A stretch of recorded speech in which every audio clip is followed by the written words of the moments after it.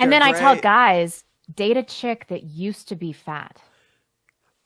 Really? Tell me more.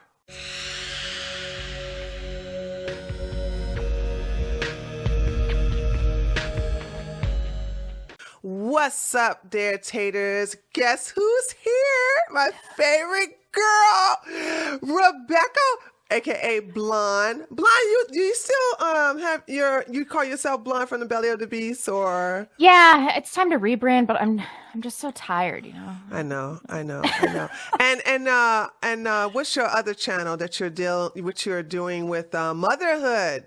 Yeah, I have a channel called Motherland. I do it with Robin Riley. Both of us have been dealing with some sleep issues with our baby, so it's been like at least a month since we've uploaded, but we're going to try to get back into some regular schedule now.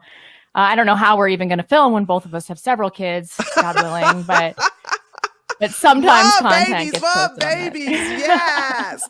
Girl, let me tell y'all something. Look, Blonde, because she's a devoted mommy, okay?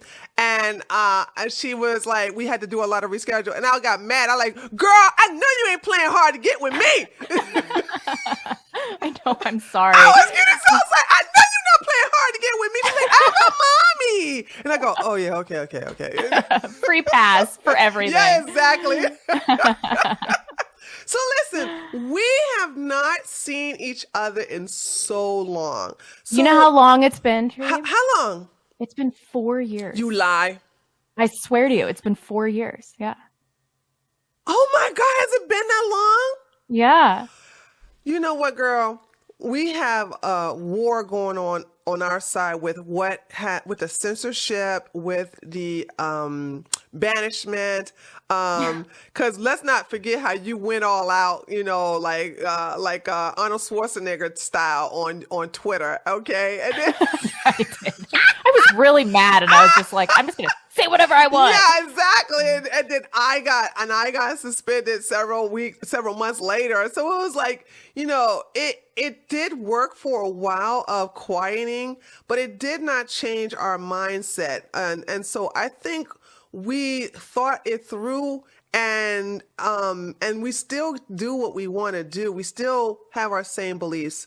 However, I think we both see that there's something to do with the culture. We have to take a direction to help with the culture, to make people understand that, listen, if you really want a happy life, and it's not for everybody, think about tradition. What are your thoughts on that? Yeah, I mean, I agree. And I think a lot of us aren't, I'm not projecting or anything. But from my personal experience, like, I was not built for this life, for this to be a traditional wife and mom. It's been very difficult for me. It runs contrary to my personality. And I've got a lot of personality flaws that make this a difficult transition, because I was a career woman for a long time, and I still work from home. And I think a lot of people are like that they are like, how am I going to transition into this life? Because we just weren't raised. Well, how did you overcome that then? It's a struggle every day. I have so many women. See, what's different between like women with like you? I never wanted to have kids, so it nothing really changed with me to do the traditional thing, to live a traditional life. But I commit. Women like you are the most important on this earth, to be honest. And you're reproducing, and you're doing the family unit thing. And I have a lot of women who are now realizing, hey, I do want a family. I do want a husband. But I've been raised to basically get a career first, go to college, get a career first, then get a job, and then think about family and children. How you are actually, you could speak from experience. And so if you could give advice for women who are going through that, what could you do? Or what would you say? Because you're going through those challenges right now. I would say, like, put your education and your career on the back burner, no matter where I don't care if you're in your second year of law school, like, you tank that shit. Yeah. I guess if you're in your second year of law school, get the degree and then just wait, you know. But I just wasted so much time, and I'll be lucky if I have 3 kids, because I'm 33. But like, man, if I could have my 20s back, how I would do so many things differently. And I could have still had a career later. I could still be doing what I'm doing now without a degree. It doesn't matter. So yeah, I just implore women to think about what's really important. Now, having kids, it truly is not for everybody. And that's a problem that we have on the right. We assume that like everybody gotta get kids, right? Yeah. And that's not really true. Like it's difficult to be a mom. It's difficult to put yourself last and everything like that. And if you're the type of person that knows that you aren't maternal and you're never going to be maternal, or you've known your whole life that you don't want kids, I'm not telling that person like go out and have a family now. Right. It's your duty. Because what is it going to be like for that child? What if they have a child and they're like, I am not connected with this child at all, and I always knew I didn't want to have a family. Why would you do that? Exactly. But for most women, it is going to make them happier because you have to be such a specific type of woman to be very successful in your career. And what does success even look like in a career? Like you go to law school, you become a corporate attorney. If you are really smart and really driven, you become a partner, you're working 80 hours a week and everybody in your office hates you. Yeah. So, I mean, is that really what people want? It's like there's one Ann Coulter for every 500 people that are like, it's just crazy. Like this can't be what women want. If you're successful, your life is going to suck terribly. And being a mom is hard, but it's not like that. My best friend, I'm the godmother of her kids. I love those kids so much. But when she was pregnant, I helped her because, my other best friend, which is her husband, was at work. So she was at home and, sometimes she would just go through the morning sickness and she'll get frustrated and everything like that. And when she had my first godchild, I mean, by the way, her family, she's had a lot of tragedy. So she's the only one. So, I had to come and help her out. Helping her out was like, whoa, I'm so glad. Blonde, I really commend women like you because it was a lot of work. I was helping her. I was like, girl, I'm so glad I don't want kids. Oh my God, this is so much birth control. Thank you so much. It's like, it was like we were a team and we were working together. And it was like, I really don't know how women can do that. Well, I know how they can do it. And I think that's the reason why they're so angry. It's because they're doing it alone. Yeah, that's definitely true. And then some other things I regret. In my earlier channel, I talked a big game about how women don't need men's help around the house and stuff. Did and you like how, really? yeah, I mean, I was really into this idea of, but it was before I had a baby. And so I was really into this idea of having like total lack of egalitarianism in a marriage. Like you're not going to want to have sex with your husband if he's doing housework and stuff. My husband does the dishes now. I have never loved him more. Never loved him more. It is so great. And I just look at him doing the dishes and I'm like, yeah, thank you. Because I just like need the help. And he helps me out with the baby and it is awesome. And I don't make him do any heavy lifting. Like he's not changing poopy diapers or anything like that. But taking the trash out and doing the dishes, it is so helpful, and watching the baby when I'm doing the show and everything. So, I mean, I'm definitely more on the team of like, daddy helps and it helps mommy a little bit, So yeah, I really wish I could eat my words on some of those older videos. It's a team. It's a team. And I have to tell people like, dude, this is a team. You have to do this together, you know? And because we moved ourselves away from tradition, where the community itself, and what I mean by community, because I was my best friend's community, okay, because she didn't really have anybody to come and help her. So I was there for her. And back in the day, we used to have our, when I say tradition, back in the day, the extended family was also either near or living in the house with the regular family. So when you had an elder grandmother or elder grandfather, they lived in the same house because they were getting up there in age. And so they could come in and also give their wisdom in addition to helping with the children. Your grandmama had like 6, 7 kids. Of course, this one is easy. And so, when you have a brand new mama, they're there to help guide that child. That's the community that we are talking about. Even the neighbors are supposed to watch out for the children as well. And so that's the community that helps raise that child, because the mother can't keep her eyes on the child all the time. There's going to Yeah. always be something that's going to distract her. So when you have somebody that keeps the eye on the child while mom gets distracted briefly, it's all good. The child would be in good hands. And that is the message that I want to help. And you're doing it too. Help women that are right leaning to understand. Yeah, definitely. And I wish we would have done this multi-generational thing. My parents just moved to where I am when I was in labor. And I swear to God, I do not know if I could have done this without their help. Oh, that's so great. Oh my Oh, gosh. it's so great. I mean, they're watching my baby right now.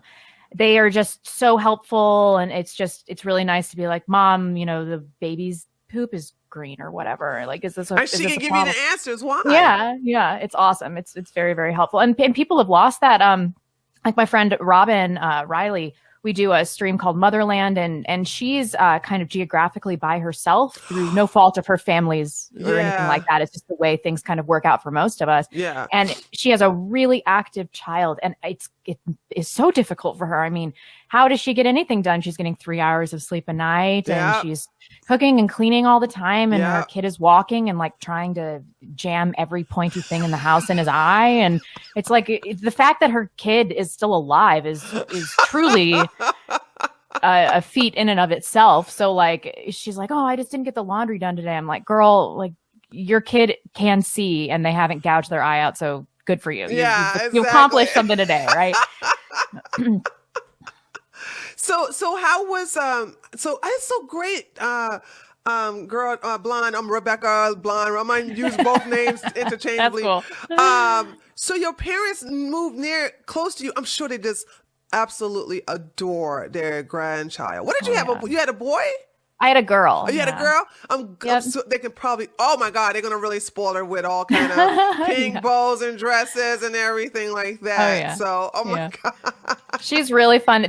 She's their fifth grandchild. But all the grandchildren are different. And she's just really happy. She just exudes happiness all the time. She's a super easy baby. And so I feel really blessed because I had a very difficult delivery that afterwards. I mean, when you're pregnant, you're thinking like, what's the labor going to be like? But nobody's thinking like, how am I going to raise this child? Yeah. And so I had this awful delivery experience. And then I was like, oh my gosh, I have to raise this kid. Yeah. Like, how do I do that?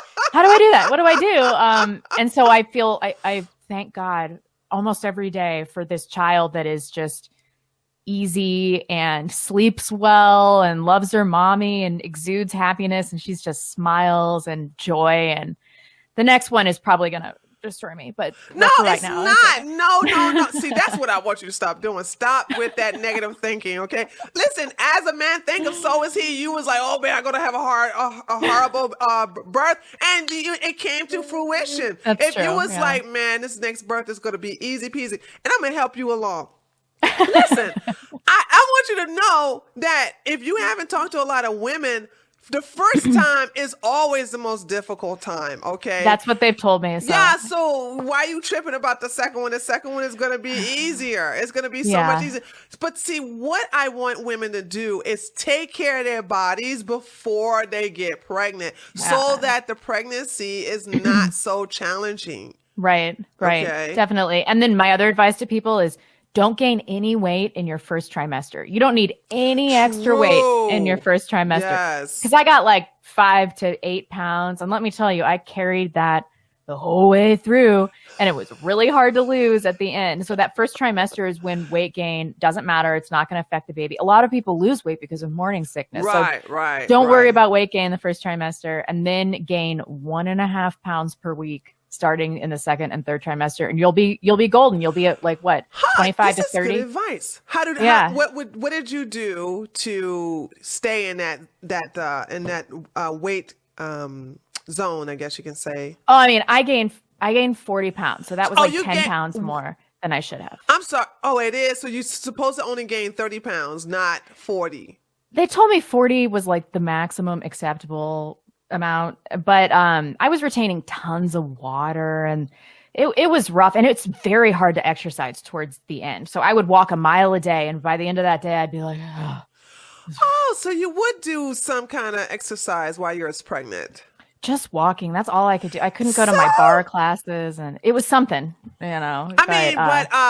you didn't have any type of they got pregnancy yoga out there now. I did that a few times. It was good. Okay, yeah. So you did do that. Yeah. Mm-hmm. Okay. Yeah. I said because you don't have to do the weightlifting or things like that or aerobics. I mean, my suggestion is walking and pregnancy yoga. So, because you have an instructor who's certified and she knows the anatomy of the baby and she has had a baby herself. So she knows from personal experience what positions and poses to put you in while you're carrying.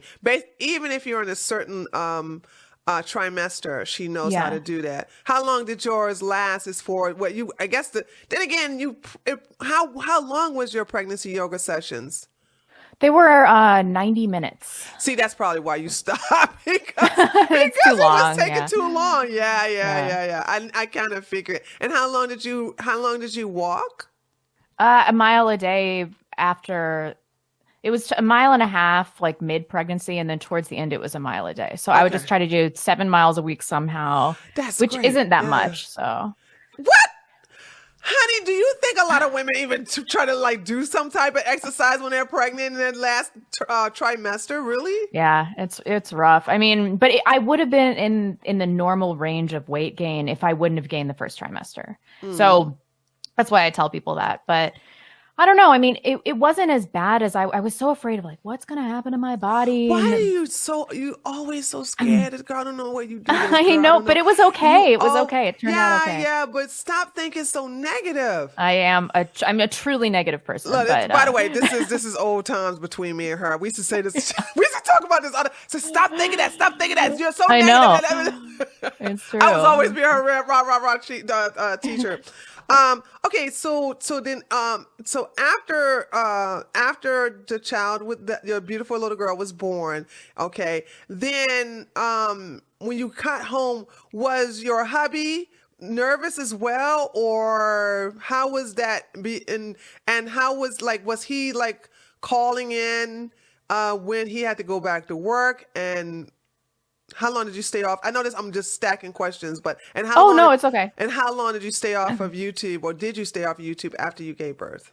I stayed off of YouTube for a week. Because I have a podcast that's Wednesday and Sunday, so I think I missed one Wednesday and one Sunday, and then I was back at it because only because my family can help and my husband's so helpful. Right, yeah. And he's really flexible with his job too.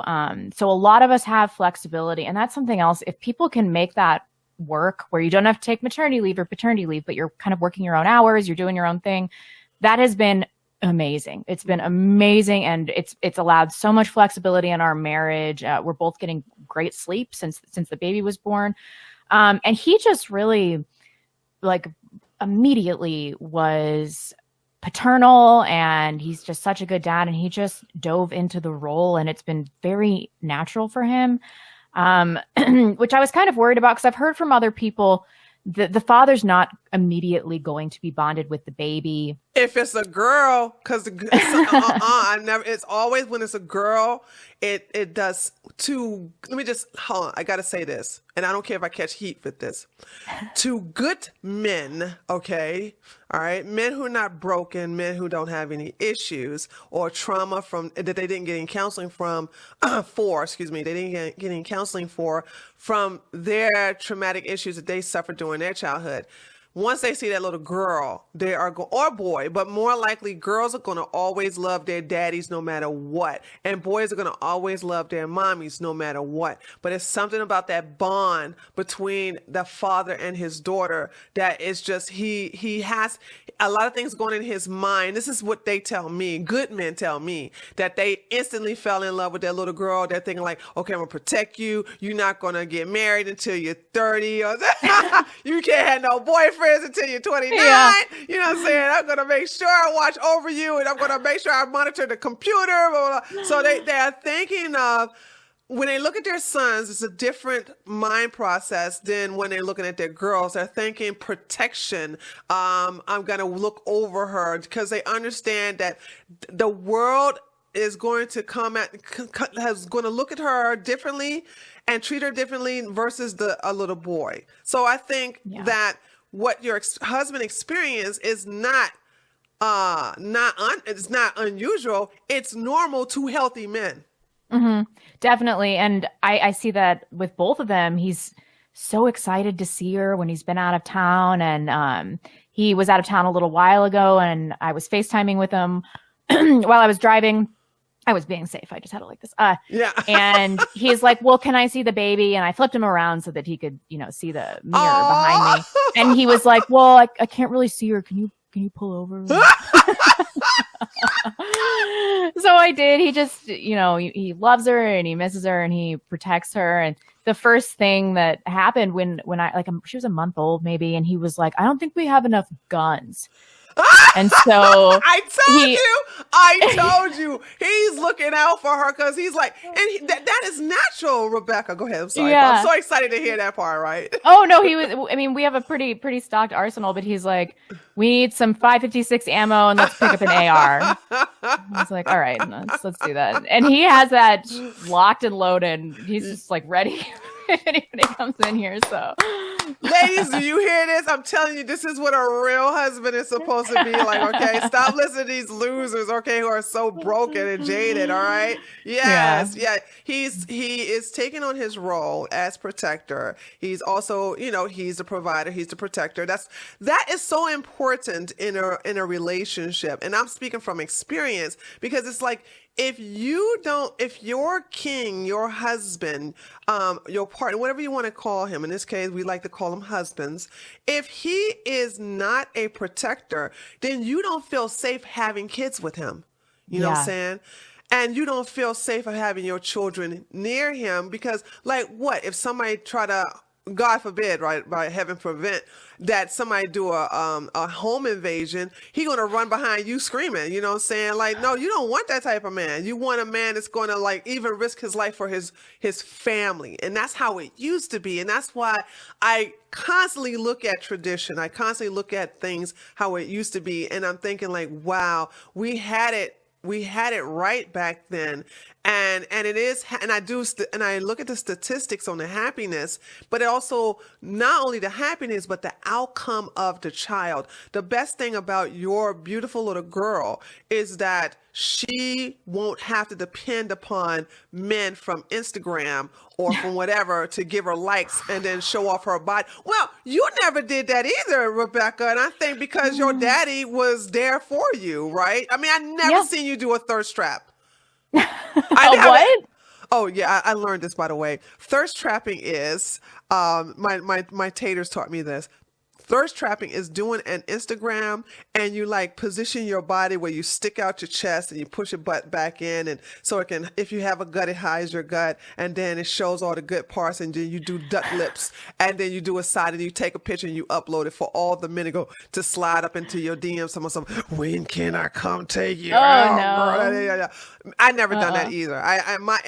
People always ask me do you have an IG? And I'm like, no. And if you look at my old Instagram, it's political. It's strictly about politics. Yeah. It's boring. My social media is strictly political. I don't even have a social media and I'm not going to get one for Just Tree 411, because it's for what?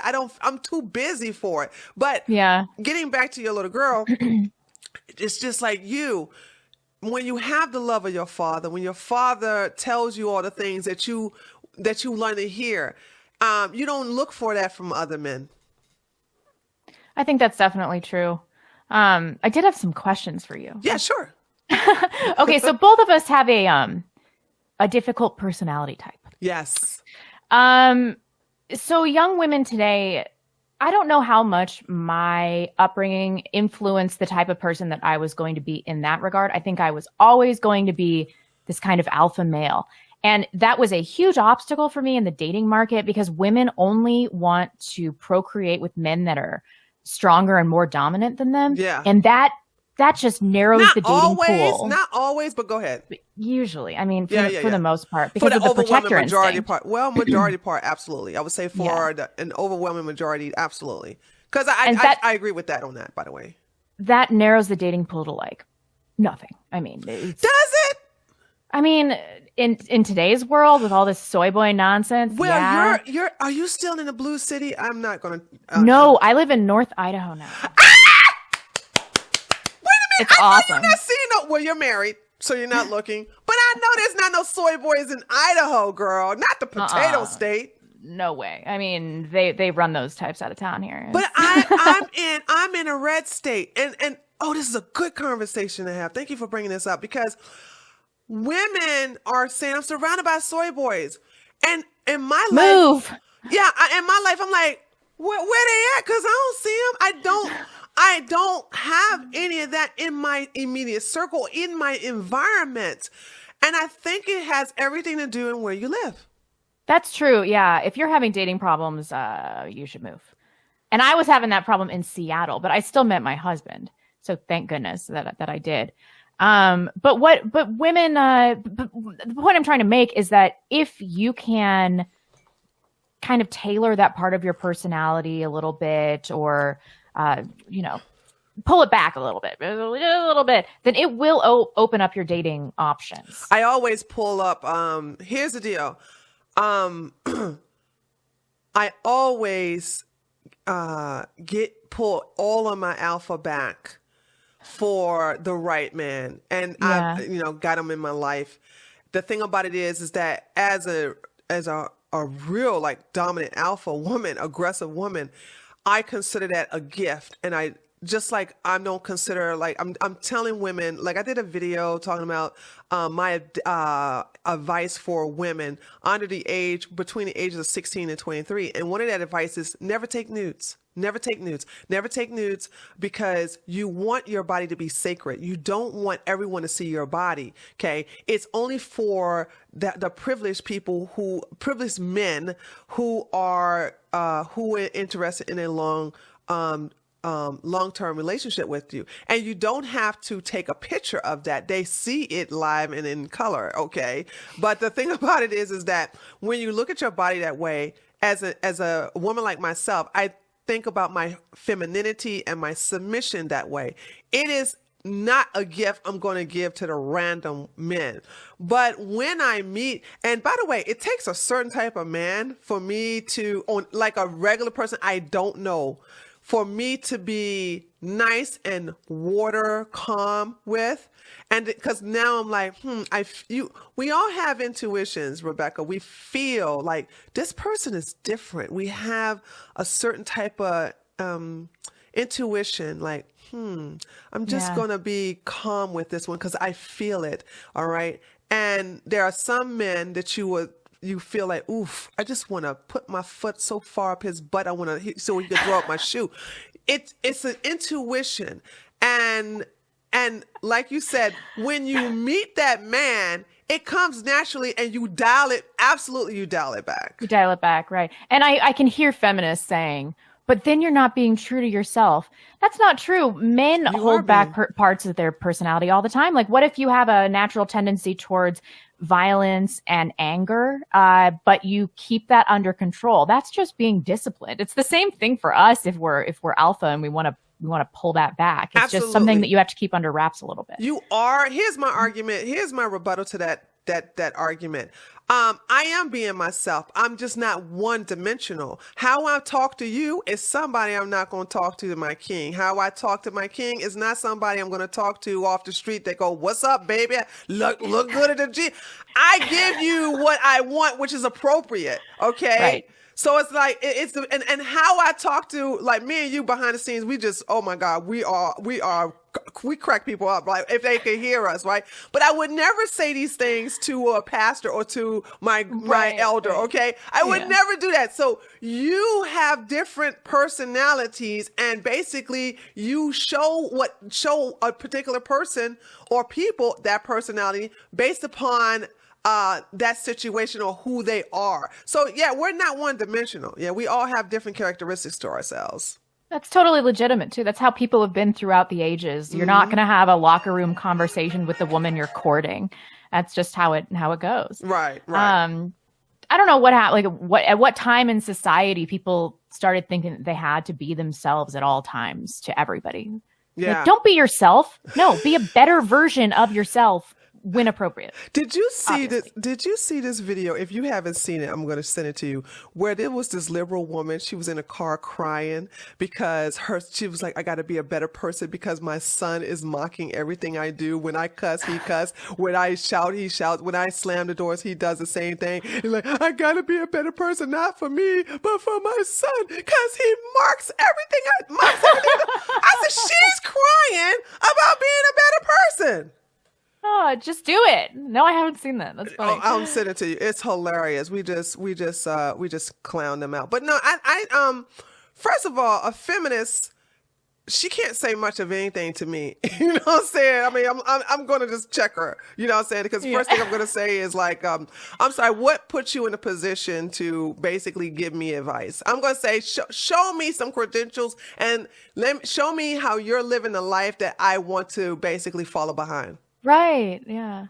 They're not in a position. They're not going to do that. I only want to listen to people that I want to emulate. Yes, there you go. Yeah. By the way, how has have you been encountering a lot of women that have been having that has been conditioned to embrace feminism, and they realize that that's not the way to go, and now they want to go the traditional route because they understand that's the natural route for them? Have you been encountering any women who are seeking guidance and help from you? And if so, what seems to be the main problem they're experiencing? Oh, yeah, tons of people. And it's not just people that I'm meeting in real life, but I get messages almost every day along these lines. Yeah, yeah. The number one problem people are having is that they went down the career route. They're typically in their mid to late 20s, but they're locked in to a blue geographical region and they don't have enough money to move because they don't own a home. So they can't, they can't put the money from their home into a new home. And they're just like, I have to keep own working. A home. They don't own a home. So they just don't have enough money to they can't sell their house and use that money to move somewhere else. Oh, I see what you're saying. Okay. I'm there. I'm sorry. Go ahead. Yeah. I got you. No. Yeah. And so it's a lot of people that are stuck in California doing jobs where they're making around 50 grand a year. They're in their mid to late 20s. Their dating pool is totally rancid. And they want to move somewhere like North Idaho, but they have no means. And then there aren't a lot of good job prospects. So they don't know what to do. And so a lot of them are like, well, should I go back to school? I'm like, no, don't do that. No. Why would you do that? But I could meet a guy in my master's program. I'm like, you could also not meet a guy and then be $100,000 deeper in debt and then married to your career for an additional decade. What is the chances of that man being conservative? What is the chances of that man being traditional? Like, don't do it. I mean, I think people are thinking too narrowly about the cost of moving. With $5,000, you truly can pick up and move anywhere. And the possibilities of doing things online, you can work remotely. You just need to think more broadly about what you can do. Absolutely. First of all, they're going to have to give up when you start all over, all right? And this happened to me when I went to Berlin back in 2006 to start a life there. I had to sacrifice living in this house, okay, and then going there to be a roommate, okay, a roommate to a stranger. That took a lot, all right, because I needed to save money, and then from then I had my own place.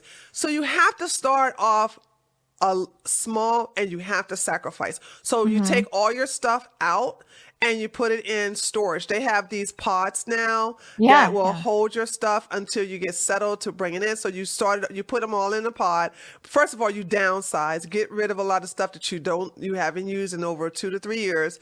And be honest with yourself. Yeah. My God. If people are really honest, they would have a family member or their partner there to help them out. Because, they're like, you haven't used this in over 5 years. And you go, but I may need it one day. You can't fit this shirt. You know what I'm saying? Yeah, my husband would be like, I literally have never seen you wear that one time. And we've been together for years. Yeah. So Exactly. yeah, if you really want to be honest with yourself, have your man be there to help you out. Okay, then that's honesty right there. So you completely downsize, and then once you downsize, then you put everything that's a necessity in a pod, and then. But in the same time, you're looking for people with a roommate because the roommate situation is going to be a lot cheaper. And then also searching for jobs, do a lot of jobs, and even, and this is going to hurt women when I say this, somebody's always hiring everywhere. It's just that you just don't want that job. And I totally get it. I totally get it. I totally understand. But if you want that husband in the area, if you want to be around men where you're more likely to be politically aligned that's going to want traditional relationships, that's going to want a wife, that's going to want a family, in that order, by the way, wife, family, okay? Wife, family, okay? Babies afterwards. Then you're going to have to go where they are. And, coming from somebody, like when I listen to a lot of women talking about where are the men at, I just can't relate because I stay in a very, very red area. It's just like, what were y'all talking about? I can't relate to that. And so those are the small sacrifices you have to take. And then once you're there, you'll see that I got to take I'm not going to say cashier job at no McDonald's. I'm not going to say that. But I'm just going to say maybe I need to work for Uber, or maybe I need to do the what is Uber Eats, yeah? Yeah. Or a lot of other things where you can start your own business. Like Rebecca said, you can start your own business online or work for someone if you have a certain type of craft or a skill that you're really good at. Then you work there and then you build yourself up and then still apply for jobs that you qualified for. Exactly. And the online thing, it's way easier than people expect. Yeah, I'm good verbally. And so for a long time, when I was trying to move from LA to Seattle, I was doing editing work on freelance websites. And that was really good income to help supplement in between jobs. And then, just take a job where you can work at any time so that you can date more easily. Yeah. And dating, that's your job. Don't do that. I'm sorry. Let me see what you think about this. Don't do the apps. I never done apps. Okay. Never, ever done the apps. Now, and the reason why is because you could tell a lot about a person when you meet them, when you when you both initially meet. And in my videos, 7 places to meet traditional men, these are all places I have been. Now, the only one I didn't list was NASCAR, and that's because everybody was drunk around me and they was kissing all over me. They were drunk I was bored out my mind. And but it was surrounded by nothing but men. And I mean, fine men, like, how you doing over there? Hey, boy. So that's the only one I didn't list on there, but it's like I have actually in the past experienced all these places, and I'm like, yes, these are places you can meet a lot of traditional men, a lot of conservative men. So you got to go to those areas where they will be, because these are not going to be the men who are going to put themselves online for the overwhelming majority part. That's true. Okay, so full disclosure, I met my husband on Match.com. Did you really? Yes, I did. However, I had gone on, oh God. I'm learning so much about Rebecca today I didn't even know. Like 100, 200. I had gone on hundreds of dates with people that were not suitable. Okay, so the reason this worked for me, I liked Match because you have to pay for it, so it was a higher quality of man. I was never on Tinder. Okay. Because I was like, this is the banging website. Right. So I never did that. I was on OkCupid and Match. I didn't really meet anybody suitable with OkCupid. Match I liked because you have to pay for it. And then there's a political filter. So because at that time, I was in that situation where I couldn't leave Seattle. I was locked in a mid-level job. I didn't have the money to move. I was able to search conservative or extremely conservative and over 6 feet tall.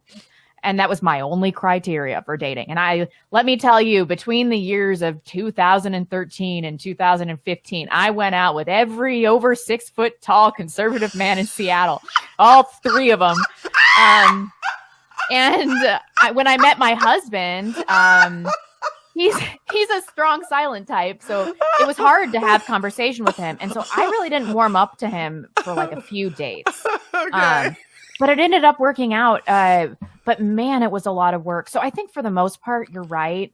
it's not a great place to meet men. The way to do it is to physically transport yourself to a red state and then go to IRL events and meet them that way. The gun range. Oh my, I'm always the yeah. only woman in there. They got gun clubs in the gun range. And I haven't been into to this day. Every time I go to the gun range, I'm the only one. It's the only women who are there are the ones who are working in the gun shop next to the gun range. Yeah. Other than that, I'm always the only woman in there. And then they have this lounge where they're always, and I never go in there because I got stuff to do, you know what I'm saying? But it's like, I always look and I said, where these women want these men? I'm like, here they are. Yeah, yeah. You really want to double up your game, be the cashier at a gun range. Oh, girl. Excellent idea. Oh, I'm so jealous I didn't come up with that. You'll kill it if you're doing that. Oh my God, you sure would. Oh, wow. Oh, honey, totally. Listen. Do you understand how many people go to the gun range? You got the veterans, the current the people who are active duty. You got the police. You got the deputy sheriff. You got the militia guys. You also have the guys who are pro Second Amendment. Yeah. And then you just got your regular guys who have been, guns are part of their heritage, okay? And they just come there with their dad because that's just a bonding thing. And then you just got just the regular guys that just come in there because yeah. Oh, God. No soy boys. Like, you're not going to meet a one of them. Absolutely. You will not have no soy boys in there. Oh, my God. Listen, guys. Ladies, if you find a husband, you need to donate $500 to Rebecca, okay? I will have... No, girl, you gave some good advice. You need to go out there and get paid for that. I'm going to have her links available in the description box. You need to pay your tithes to her because that was an excellent idea, okay? I don't know why, but women still think that men care what they do for a living. No, they don't. They don't give a crap. They do not care what you were doing for a living. No. They don't care if you're... In fact, it's going to be a mark against you if you are some kind of high-powered job, because then he's just competing. It feels like he's competing for resources with you. Right. The supposed object of his sexual desire, that messes with the man's wiring. It does. Well, his ego, because it's like, well, what do you need him for? Exactly. If you are the partner at your law firm, what do you need him for? Mm-hmm. Exactly. You know, and it's hard for women to let go of this. So, like, I hear a lot of women that are like, I'm supposed to just let a man trust and rely on this man to take care of me financially. I'm like, yes. Like, how is that much of a stretch? You're already, having a baby with a man is a risk. Her decisions. And I'm so glad you said that.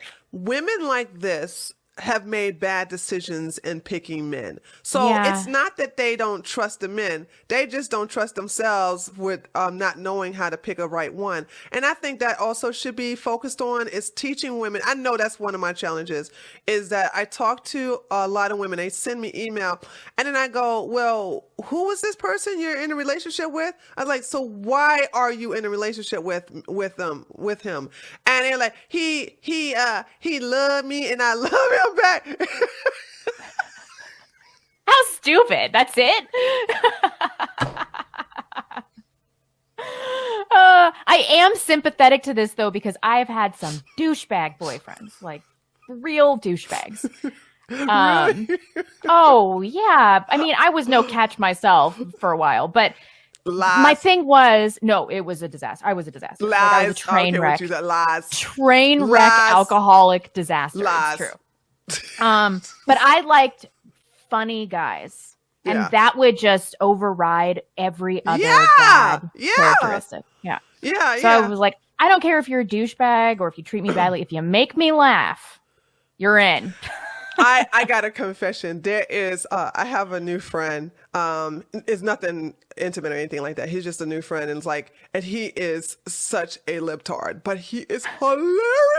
It's like every time we don't say I talk to him, everything like that. It's like I'd never leave the conversation not laughing my butt off. You know what I'm saying? That's great, though. I mean, that is like food for the soul, Yeah. and I just find it an irresistible quality in a man. It is. It really is.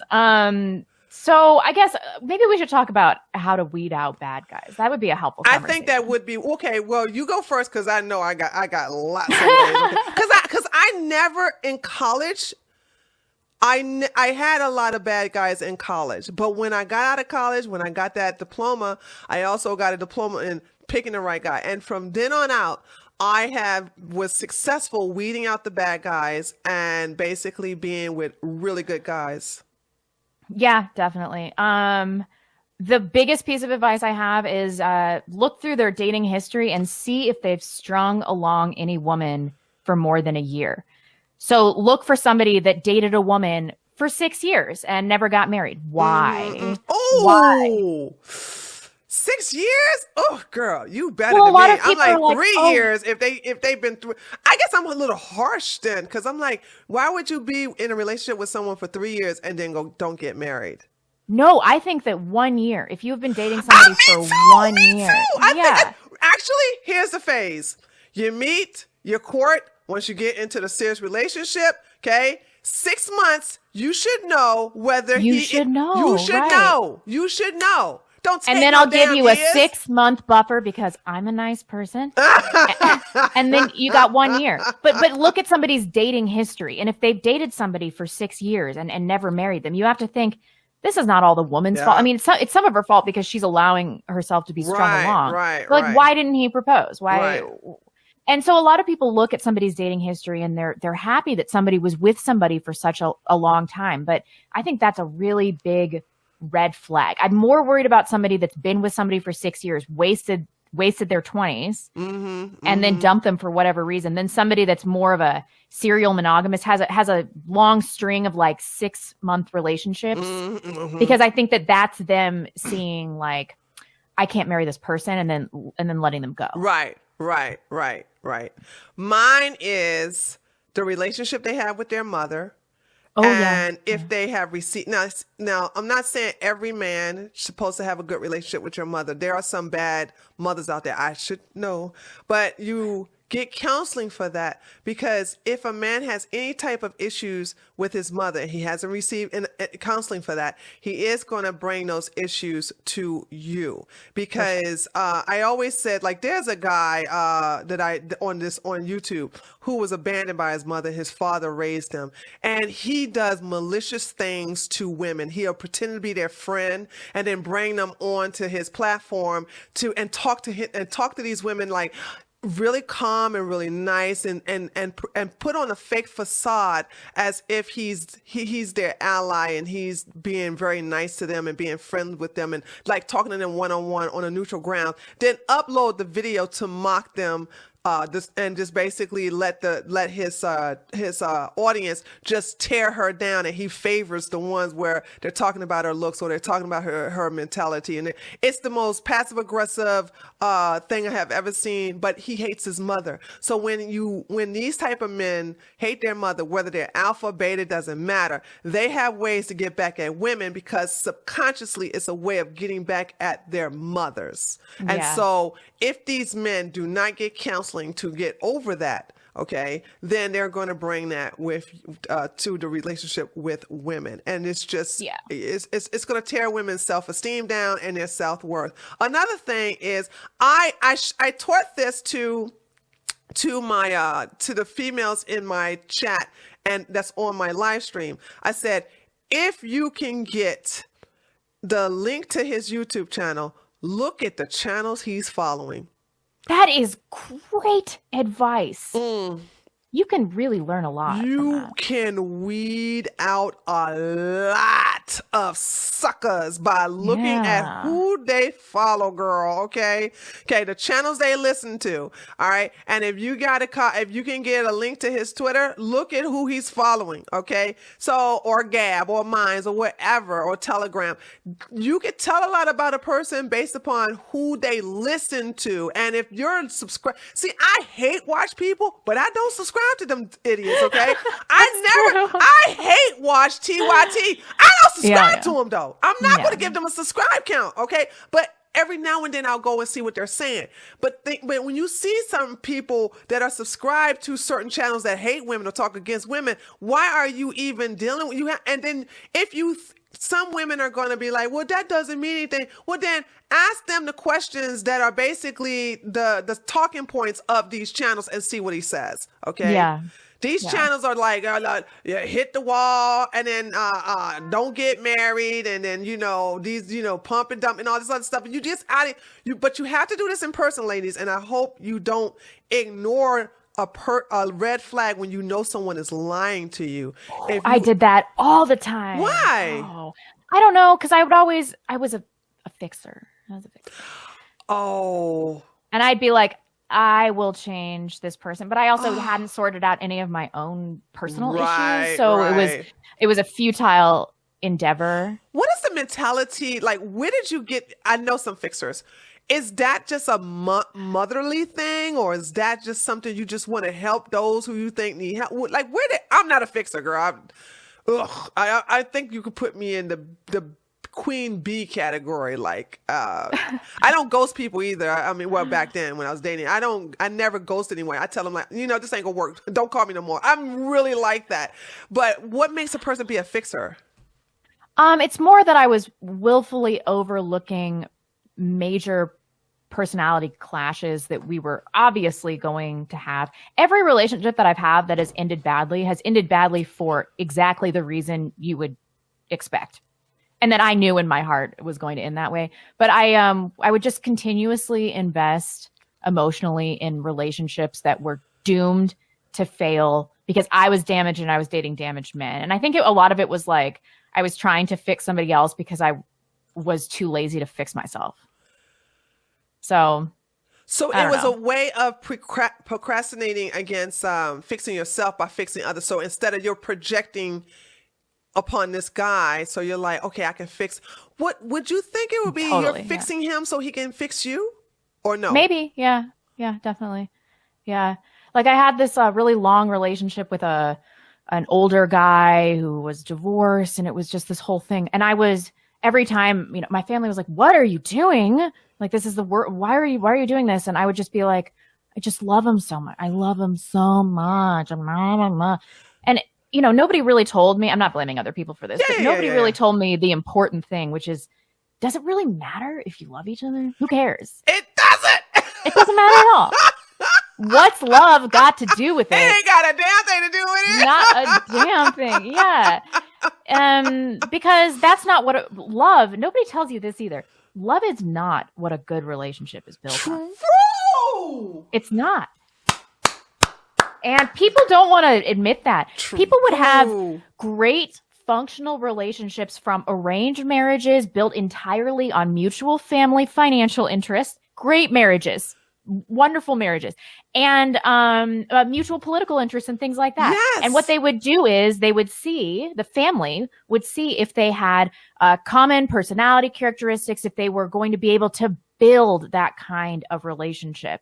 And if yes, then you put them together, you make it impossible for them to get away from each other, and they find a way to work so that they can build a common bond and a mutual respect for one another. Yes. It's not love, it's mutual respect. Yes. That's what a strong marriage is built out of. How do you give advice, or what do you say to women who put their heart in it first before even when they see, like, say for instance, a guy is fronting and he's putting on a facade, and all of a sudden she falls in love with him, and then all of a sudden the mask is off. How do you tell those women to pull back on their feelings and not jump in their heart first? It's way easier to do that if you do not have sex with the person. Yes! Oh my God! Oh my God, girl, you are my twin. Well, it's true. I mean, then you can bail on a relationship and it's like no big deal. All the time I say, keep your legs closed. Okay, keep your legs closed. Because you want to hear something so shocking. I had a live stream last week. This happened last week. For some reason, Rebecca, I keep thinking that people think like me, and that's my problem. I do. And so I was saying, listen, ladies, I said, keep your legs closed. You know what I'm saying? Because listen, these men talking about something. Yeah, and once you stick it, then you got their heart. I was like, I don't know what they talking about. Cause listen, in college, child, please, this is some men I couldn't even stand, and I can like go and have sex with it, and then be like, and then cuss them out once I got out of bed. I was like, yeah, you better have made me climax. You all boop, boop, boop, boop, boop, boop, boop. Can't use profanity. Anyway, but it's not a problem with me. So I said, how many of you ladies in the chat can, now I'm not promoting that you do this, but I just wanted to know, can you have sex without feeling anything for the person? Press 1 if you can do that. Press 2 if you, no, I said press 1, if you can't do that. If you open your legs to a man, you're going to be emotionally attached to him. Press 2 if you could do it and you have no feelings whatsoever and can stay that way. Oh my God, if you know how many ones went through women can't do it. And being raised, women that are being raised like men, you can have the career like a man. You can do everything like a man. I'm speaking. Yes, you are so right. You're so right. They think they can have sex like a man, but it is it's a soul destroyer. And then, so what happens especially the dating market right now, because everybody expects you to have sex on the 3rd date. That's like the general rule, which is crazy. You can have 3 dates with somebody in like a week. So if you do that, what you're going to do is you're going to be emotionally attached in the relationship, and then you're going to try to retroactively make a failing relationship work. Yes. Because you put too much into the relationship, and you can't cut your losses. If you haven't had sex with that guy, who cares? Exactly. If you break up, it doesn't matter. You won't feel bad. Like a lot of women feel betrayed. They'll tell me, they're like, I did this for him, I did that for him, and he doesn't care. He doesn't care. He got what he wants. Okay, and this is the best way. Here's gonna knock your sock. This advice is gonna knock your sock off. If men have alternative motives, the best way to get rid of him is to keep your legs closed, because he's not going to keep up the ruse for long. He's not going to pretend that he really cares about what your day is all about. He's not going to care about how you feel. He's not going to want to talk regular talk with you. He just want to get in between your legs. And once you close them, he can't keep up the facade for long. And this is such a great eliminator of time wasters. Men who have, because listen, men are learning, because they're pursuing traditional women, okay? They're like, I'll tell her everything I want. Yeah, baby, I want you as my wife. I want to be in a relationship. So what I tell them, I Rebecca, love you. Yeah, I love you. Girl, I had so many fools tell me that in the past. I tell women like this: you should never have sex with anybody but your best friend. So if these men say that they believe in marriage and they want to have a long-term relationship with you, don't open your legs. Make them your best friend.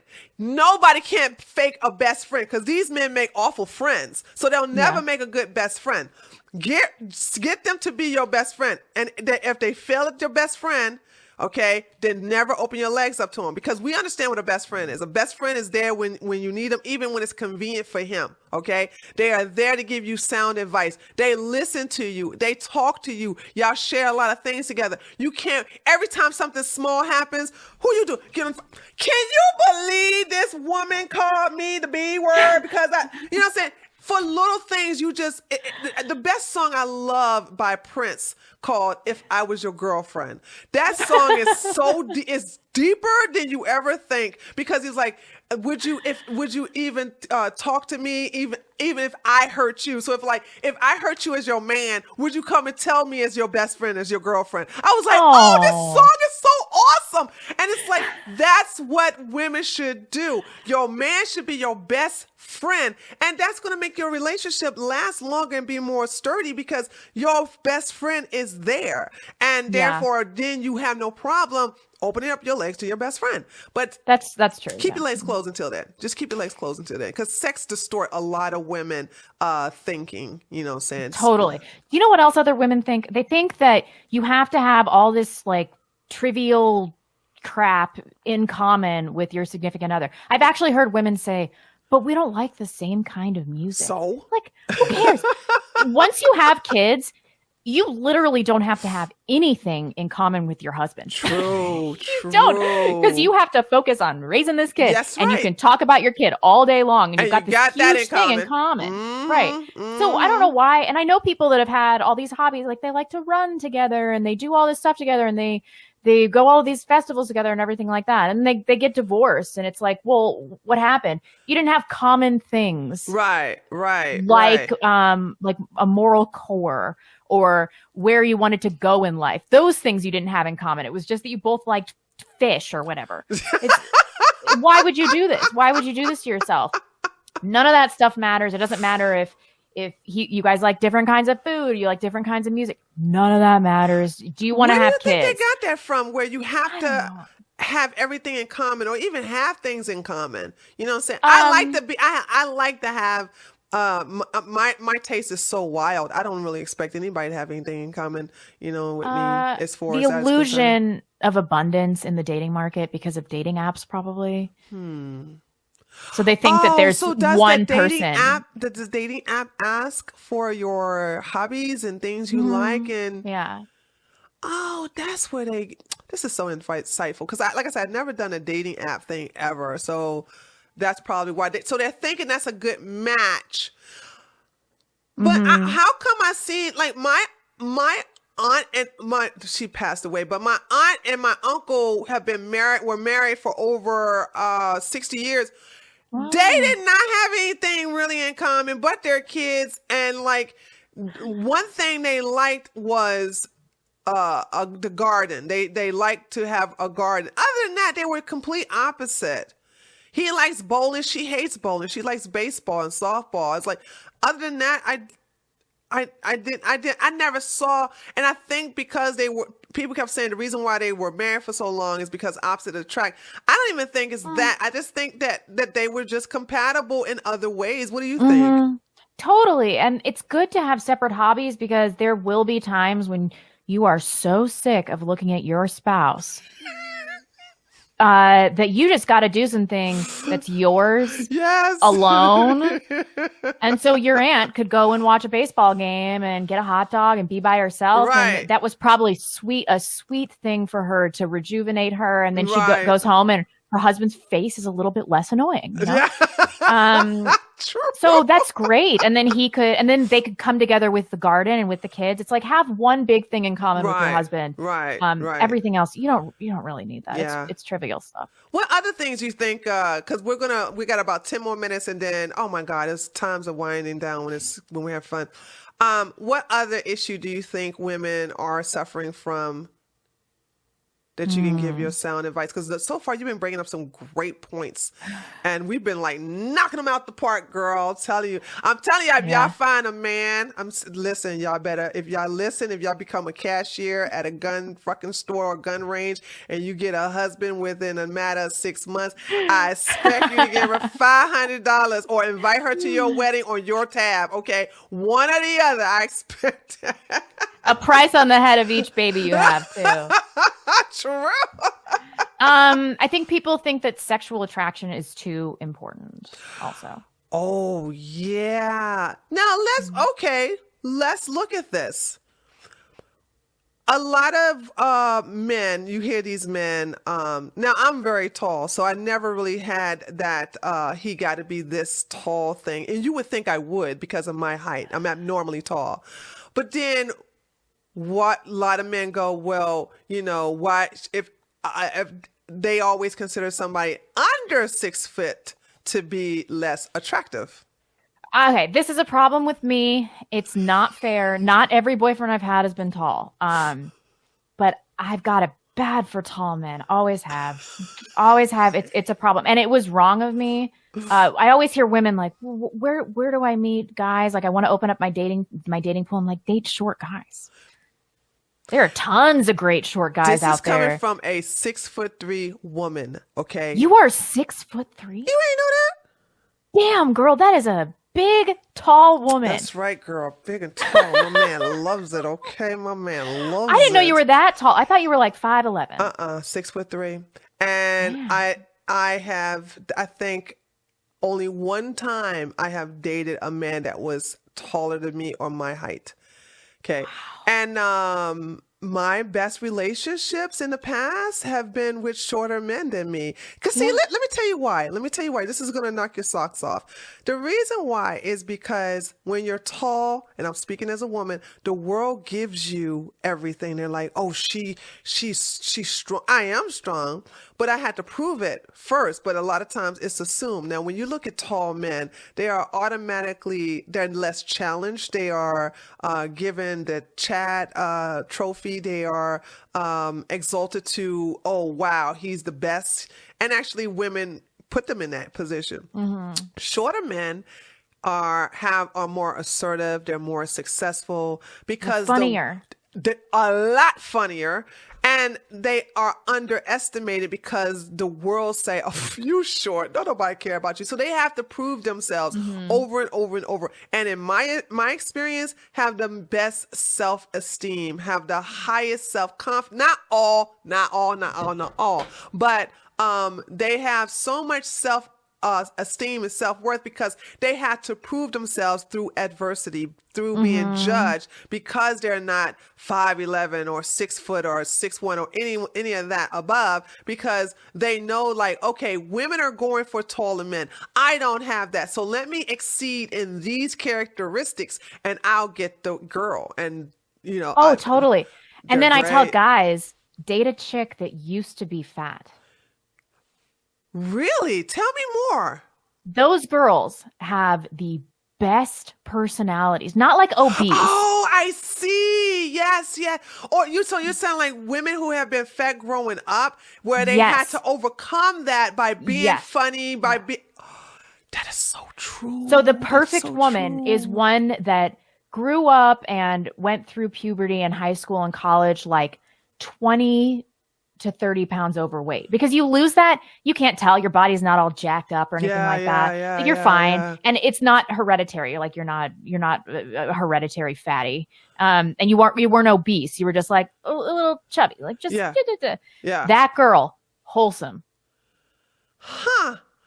And listen, and you can fact check that one, because you can say, let me look at some pictures of you in high school or elementary. That's the one you can fact check. There's a lot of things you can't fact check. That's one you can fact check, okay? Oh yeah, there's this YouTuber Taylor R. She does lifestyle stuff. She's a beautiful Canadian. She's a model, but she grew up like a little chubby, and she married the most average-looking Asian guy I've ever seen in my life, and she is beautiful, like incredibly beautiful, and she's just so down to earth, and she just loves her average-looking Asian husband, and they're so happy together. And I'm like, this chick, Have you all right. dated?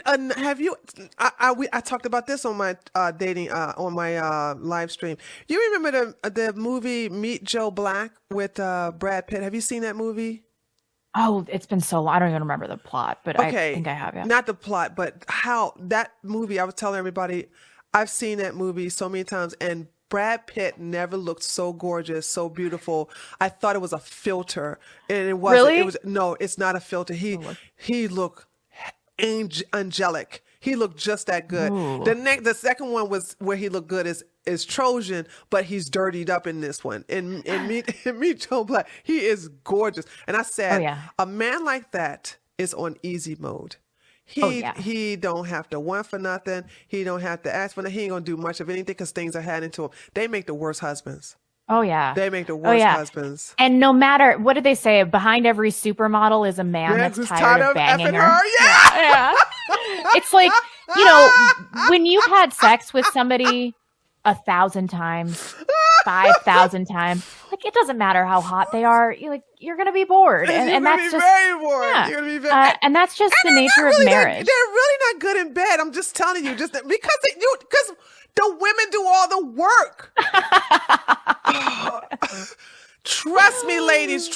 They're only good to look at. They're not even. You can't even have a conversation with these people. They say the stupidest things ever. So it's highly overrated. Maybe it's different for the women, but I'm telling you, as far as these Chad men, no. Trust me, these tens, honey, they're just whatever. And then look what happened with Brad Pitt. I don't mean to down him, but look what happened. It turns out that he had, what was it, an alcoholic problem or a drug problem? Something like that. And then he married Angelina Jolie, who's clearly insane. Oh my God, yeah. So Totally he, crazy. yeah, really, that home wrecker. So it was like, oh, alcohol. It was alcoholism. So he was an alcoholic, and so look what it did to his looks now. Okay, Yeah. he totally doesn't look anything like he used to look, and that's what I'm talking about. Men hit the wall too. Okay, Yeah. so don't think this is just women. Okay, they can do that too. So men can hit it as well. But yeah, I think when you the average man and by the way, you know what I'm saying, I'm Rebecca, I know you don't think I put you on blast, or I'm like talking about that's your preference if you want to do 6 feet or over. But what I'm saying is, I know the comment section, like, see, they always want the tall ones. So I'm just basically gonna. No, it's wrong. I Yeah, don't. okay. You know, I I just think wanted if to I make were sure to dating protect now, that, you know, it's because I know it's just your private preference, but you know, we're not talking. anymore though. If I were dating right now, I would have that filter down way low, way low. Yeah. Yeah. But back then it was important to me. I mean, I can't Well, you lie lucked about up, that. so hey, no problem. No, nothing I did, wrong. Nothing but wrong. by the skin of my teeth, man. Yeah. Girl, you had me rolling. Like, I dated every conservative in Seattle, all three of them. Yeah. I did. All right, girl. Slim pickings. I told you I wasn't going to keep you on here long, and I am a woman of my word, but it's so great to talk. Oh my I God, know. this video is going to be so hot. It was so fun, Tree. It's always fun when we talk. Yeah. It's always fun when we talk, and I always appreciate when I can get you to come over.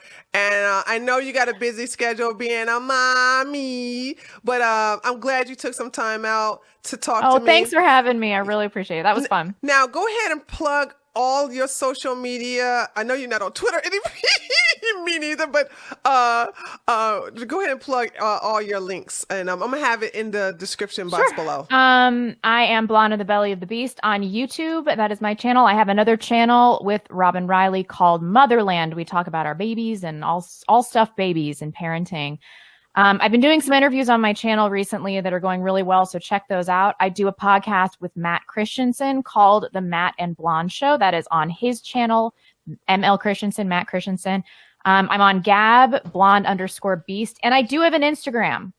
I do. What is it? But it's just mom content. I don't care. Pretty boring. We want to see it. The ladies want to see it.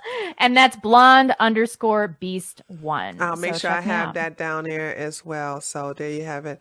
All right, ladies and gentlemen. Blonde, Rebecca. We call her blonde so much. It's like, it sounds so dirty to call her Rebecca. This is so great. I know we're gonna have to have an encore interview. Totally. So look forward to that. Well, I'll give you some time this time. Like, I'll probably contact you later on, like in the beginning of the summer or something like that, Okay, or in cool. the middle of summer to have you come back on, because this was great, and I think you gave some great advice. And Thank you. And I want you all to go check out her channel so you can also ask her more advice outside of what you have learned from this interview. All right. So this is Tree from Just Tree 411. Thank you all so much. Please feel free to go look at Rebecca's links and check out her other YouTube channels. I will have the links available in the description box below. And with that being said, I'll see you all next time. Later, Thanks, taters. guys. Bye. Bye.